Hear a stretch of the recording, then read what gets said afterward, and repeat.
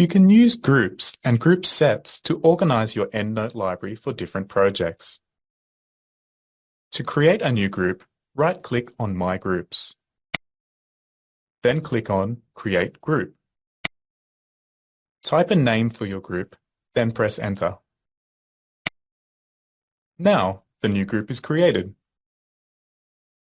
To add records to the group, select the records first, then drag and drop them into the group.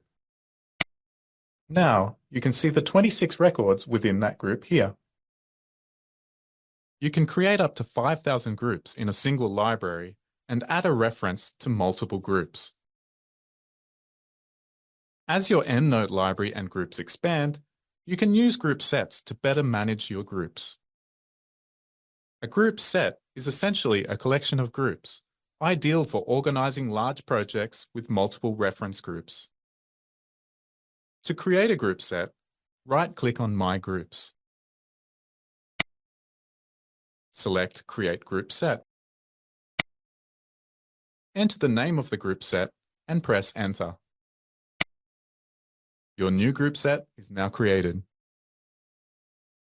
To create new groups for your group set, right-click the group set.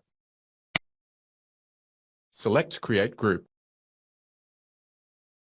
To add existing groups to the group set, select the group you want to add. Drag and drop it onto the group set.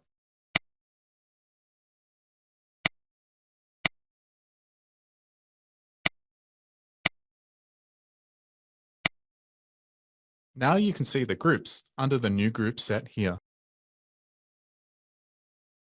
For more group features, click Groups on the top menu bar.